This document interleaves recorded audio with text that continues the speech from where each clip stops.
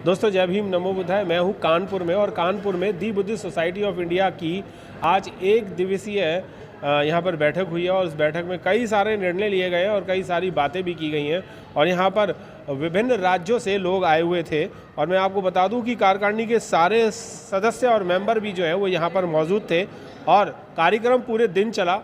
सुबह 10 बजे से लेकर के शाम के 5 बजे तक अधिवेशन चला। बीच में एक भोजन का ब्रेक भी रहा।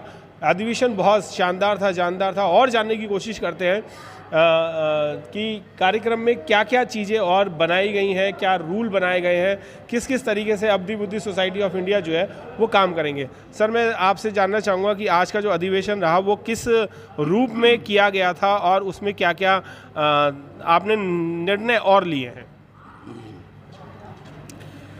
नमो बुद्धाय, जय भीम। मैं चंद्रबोधि पाटिल, राष्ट्रीय अध्यक्ष दी बुद्धिस्ट सोसाइटी ऑफ इंडिया। जैसा कि आपको विदित है, 17 अक्टूबर 2021 में पिछले साल मेरठ में जो बुद्धिस्ट सोसाइटी के तत्वाधान में जो सम्मेलन आयोजित किया गया था, जहां पर माननीय भीमराव जी अंबेडकर और हम एक ही मंच पे वहाँ पर आए थे और ये घोषणा की थी हम दोनों की तरफ से कि अब ये जो अलग अलग गुट की जो बात करते हैं वो गुट सब समाप्त हुए हैं और आज से हम एक साथ मिलकर बौद्ध धर्म का प्रचार प्रसार हम करेंगे। क्योंकि हमारा काफ़ी लगभग 34 वर्ष हमारा कोर्ट कचहरी में हमारा बिताया है, जो हमारी प्रत्यक्ष हानि नहीं हुई लेकिन समाज की बहुत बड़ी हानि हुई। हमें उसका दुख भी हमने दर्शाया है और आपके माध्यम से ही यानी ये सभी दूर यानी प्रचारित हुआ कि अब ये दोनों गुट इकट्ठा हो गए और उसी के फलस्वरूप नागपुर में जो मीटिंग हुई थी 11 दिसंबर पिछले साल 2021 में, वहाँ पर भीमराव जी अंबेडकर और हमारी संयुक्त यानी प्रेस कॉन्फ्रेंस हुई थी और काफ़ी यानी समाचार पत्रों में, प्रिंट मीडिया और इलेक्ट्रॉनिक मीडिया में काफ़ी उसकी चर्चा हो गई थी। पूरे भारतवर्ष में उसका ये हो गया था और उसी को लेकर जो हमारे जो वीडियो वगैरह जो आवाज़ इंडिया के वगैरह जो वो बाहर के देशों में गए और वहाँ से हमको बधाई के संदेश आए कि भाई ये बहुत अच्छी चीज़ है। समाज के हित में आपने जो निर्णय लिया है कि भाई भीमराव जिनके खिलाफ आप इतने वर्ष लड़े हैं और उनको आपने साथ में लिया, ये बहुत बड़ी उपलब्धि है और हम समझते हैं कि अभी भारत में बौद्ध धर्म का प्रचार प्रसार बड़े तेज़ी से होगा। ये उनकी मंशा थी। ये अभी भी आप दोनों एक ही हैं या अलग अलग हो चुके हैं? अभी भी जैसे अभी चैरिटी कमीशन में हमारी केसेस चालू है। भीमराव जी अंबेडकर हमारे साथ में चैरिटी कमीशन के ऑफिस में भी आते हैं, पेशी पे उपस्थित होते हैं। अंबेडकर भवन में भी काफ़ी चर्चा हो गई, ट्रस्टी जी वालों की हो गई। 2-4 बार हम गए, वहाँ पर चर्चा हुई और यही हुआ कि भाई एक इकट्ठा होकर दोनों के दस्तखत से, क्योंकि वे उनके कार्यकर्ता आज भी कह रहे हैं कि हमको ऊपर से कोई आदेश नहीं आया, तो हमने ये तय किया और जैसा मैंने अभी पढ़कर बताया कि भाई ये लिखा गया और उनके लेटर पैड पे जो हमने कंबाइन बनाया है, लेटर पैड पे वो ईमेल से हमको वो भेज देंगे दस्तखत करके। हम अपनी भी दस्तखत करेंगे और वो जो है संयुक्त रूप का जो आदेश निर्देश समझ जाए सभी कार्यकर्ताओं को हम प्रेषित करेंगे। लेकिन थोड़ा दुख भी हो रहा है कि जो हम समय के पूर्व हमने कहा था कि 30 तारीख के पूर्व हमको ये मिलना चाहिए ताकि हम जो सर एक सवाल और आ रहा है कि भीमराव अंबेडकर जी ने आपके साथ आ गए हैं। आप दोनों पहले 2 फाड़ में थे, अब एक हो गए हैं। हाँ। हालांकि 3 फाड़ में हो, एक राजरतन जी और हैं। आज की मीटिंग में भीमराव अंबेडकर जी क्यों नहीं थे? नहीं, मुझे लगता भीमराव अंबेडकर जी को यहाँ के आयोजक ने नहीं आमंत्रित नहीं किया था, क्योंकि एक ये जो कार्य करते हुए जो समस्या थी कि जहाँ वहाँ यानी देखिए ये भास्कर जी के नेतृत्व में 71 जिलों में यहाँ पे शाखा बनी हुई है, जिलों में 71। तो मीरा ताई का नाम लेने वाला भी यहाँ पे नहीं था, लेकिन जब से हमने वो मेरठ में जो अधिवेशन कार्यक्रम किया तब से उनके लोग भी यानी आगे आने लगे और फिर से वो लिखने लगे मीरा ताई अंबेडकर राष्ट्रीय अध्यक्ष, और दावा करते हैं कि हमको ऊपर से कोई आदेश नहीं आया। तो यहाँ के आयोजक ने उनको आमंत्रित नहीं किया था। लेकिन ये जो बातें हैं हमने भीमराव जी से हरदम शेयर करते रहे कि भाई आपके हम दोनों के हस्ताक्षर से ये पत्र सभी दूर जाना चाहिए, तो लोगों में शंका मतलब नहीं रहेगी। लेकिन वो पत्र नहीं मिला।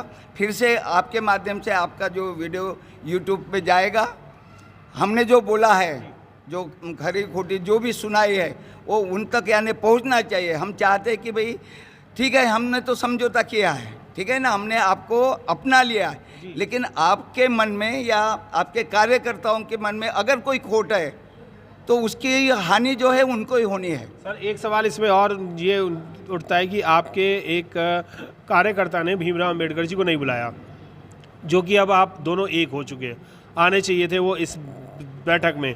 दूसरा ये कि अगर इसी तरीके से मनमुटाव रहेगा तो फिर से जो 3 फाड़ के 2 हुए हैं वो फिर से 3 और 4 भी हो सकते हैं। ऐसा नहीं होगा। ऐसा इसलिए नहीं होगा कि भीमराव जी अंबेडकर भी कई प्रदेशों में जा रहे हैं अकेले, वहाँ पे हमको तो नहीं बुला रहे, समझ रहे ना, वहाँ पर हमको नहीं बुला रहे, वो अपने अकेले जा रहे, कार्यक्रम आयोजित होते हैं, मीराताई जी का फोटो रहता है, भीमराव जी का फोटो रहता है, हमारा नाम भी नहीं रहता, तो भी हमने उसके कोई उसका ध्यान नहीं दिया। लेकिन ये जो उत्तर प्रदेश की जो बैठक थी, जो समस्या उनको आ रही थी कि मीराताई जी के लोग ये करके फिर मीराताई अंबेडकर अध्यक्ष करके, आपका विलय क्या हुआ फिर? तो आपका कोई समझौता नहीं है ना फिर तो वहीं के वहीं है, वो आपको नहीं बुला रहे, आप उन्हें नहीं बुला रहे, आपके लोग उनका फोटो नहीं छाप रहे, उनके लोग आपका फोटो नहीं छापते, तो फिर तो बात की वहीं है ना सर। अभी आपने देखा होगा उत्तर प्रदेश ने कैलेंडर छपवाया, उसमें भीमराव अंबेडकर जी का कैप्टन निखाडे जी का फोटो है हमारे साथ में। महाराष्ट्र वालों ने कैलेंडर छपवाया, वहाँ पे भीमराव अंबेडकर जी का भी फोटो है। हमारे हर एक पैम्पलेट में या लेटर हेड में यानी एक्टिंग प्रेसिडेंट करके भीमराव अंबेडकर जी का नाम है। हम अपनी तरफ से पूरी कार्रवाई कर रहे हैं। अब उनके कार्यकर्ता नहीं करते, उनके निर्देशन में भी लाया था कि भाई इसीलिए आपके तरफ से निर्देश यानी अपने कार्यकर्ताओं को जाना चाहिए, ये हमारी अपील है। सर इससे तो ये मालूम चलता है कि भीमराव अंबेडकर जी का प्रभाव जो है, जो अपने संगठन पे एक निरंतर वो कंट्रोलिंग पावर जो है वो नहीं है फिर नहीं अभी ये तो मैं जब तो उनके कार्यकर्ता या उनके लोग जो हैं वो आपकी तरफ आ नहीं रहे। नहीं, हमारे तरफ हमने नागपुर में प्रयास किया, वो नागपुर से चल ही रहा विदर्भ में, लेकिन हो क्या रहा है, उनके जो जनरल सेक्रेटरी है जो जगदीश गवई जी, वो जगह जगह वो घूम रहे हैं और उनका यह है कि भाई आप तो संस्था बनाइए, नई नई शाखाओं का गठन कीजिए। इसका अर्थ है, तो हमारा ये कहना है कि जब मीराताई अंबेडकर ही अध्यक्ष नहीं है तो आप राष्ट्रीय महासचिव नहीं, हमारे राष्ट्रीय महासचिव तो शंकर ढेंगरे जी है, इलीगल वो काम कर रहे हैं और यथाशीघ्र वो जगदीश गवई के ऊपर भी FIR दर्ज होने वाले हैं, नोटिस अभी, समझ रहे ना। भीमराव जी की तो मंशा है, अब ये क्यों नहीं उनके कार्यकर्ता उनको समझ रहे, ये अब प्रत्यक्ष बात करने के बात है। वो तो बोलते हैं अच्छी बात, हम साथ में हैं और ऐसा कभी दुरावान नहीं होगा। अब लेकिन उनके कार्यकर्ता, अब एक छोटी सी बात है, अगर उन्होंने ये दस्तखत करके भेजा रहता और संयुक्त रूप से हमारा पत्र गया रहता, इसके बावजूद भी अगर कार्यकर्ता नहीं मानते तब हम दोष यानी भीमराव जी को देते, लेकिन अभी ऐसा नहीं हुआ है। पत्र आएगा अभी नई समय के पहले आएगा, लेकिन जो प्रारूप बना हुआ है वो निश्चित ही यानी वो पत्र आएगा और हम पूरे इसमें ये करेंगे।